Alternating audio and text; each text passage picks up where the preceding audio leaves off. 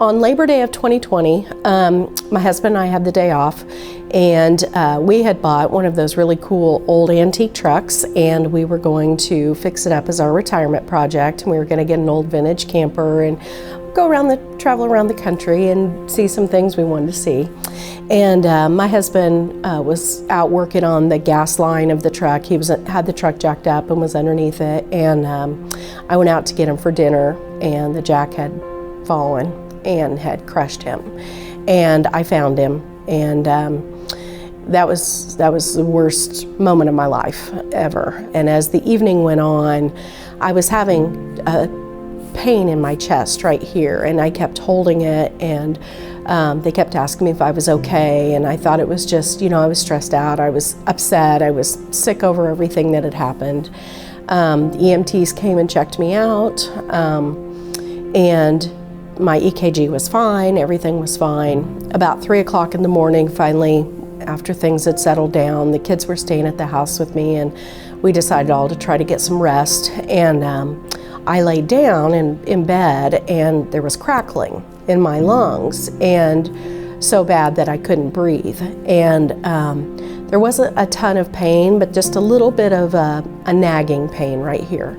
And that crackling, I knew something wasn't right at that point. So I got my daughter up, and my daughter and son-in-law took me to the hospital. Immediately when we got in there, they told my daughter that I was having a heart attack. And it was really bad. They weren't sure if I was going to make it, and that she probably needed to call her sisters in.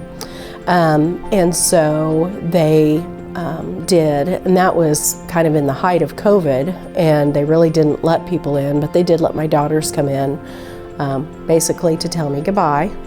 And that was the last thing I remember until I woke up the next day. And it turned out that my heart I'd had a Takotsubo cardiomyopathy, which is basically a stress hormone. When you've suffered a great trauma, a stress hormone comes and squeezes the heart. I was in the hospital for about a week. When I got out of the hospital, they suggested cardiac rehab, and so I contacted Putnam County, and I was scared.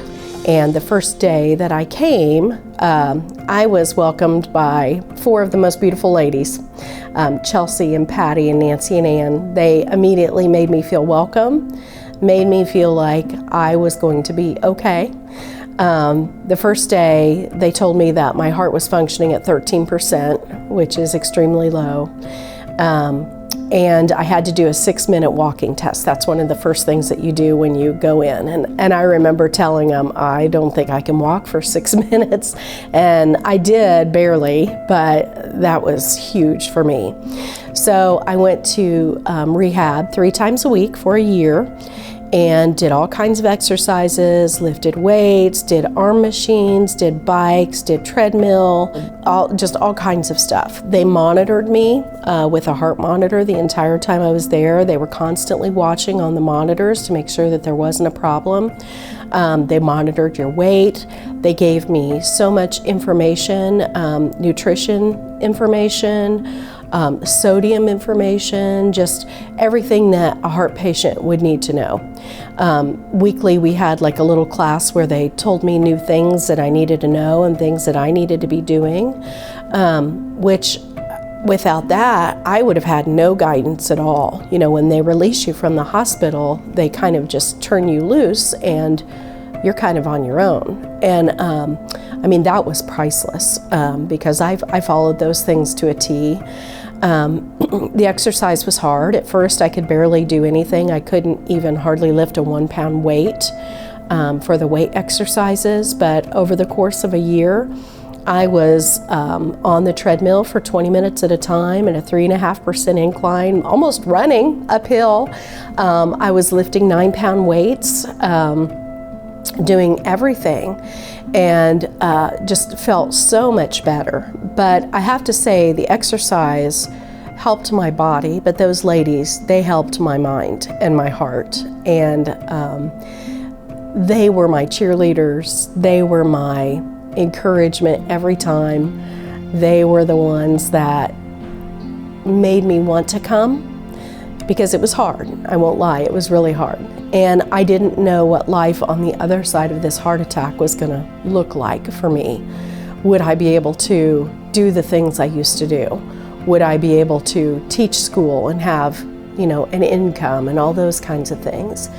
And there were just a lot of what ifs in my mind, and they were just very reassuring to me and made me know that it was all going to be okay. And it is. I'm living a full life. I'm back to teaching school and doing all the things I love. I'm traveling.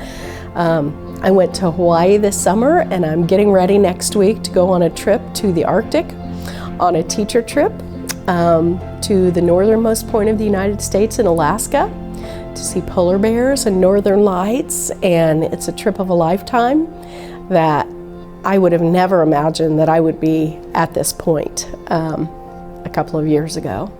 So I just can't give enough credit to them and their good care. They were amazing, and I felt like they were more than employees of Putnam County Hospital.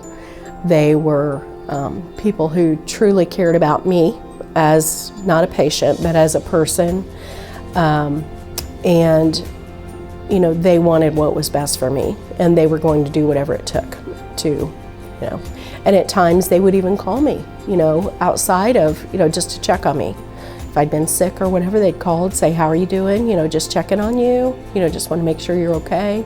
So I feel like it went much farther than just patient-client relationship. And that is something in my heart that I will never forget. And I'm just so very thankful for them. And I feel like God put them in my life for a reason. And so I miss them.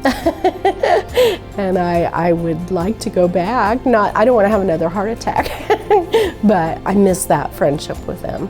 I will say that having this heart attack has been life-changing in the fact that I realize how short life is. And I want to go out there and live it. It took me a while to get to that point, but I want to live my life, and I want to experience everything I can.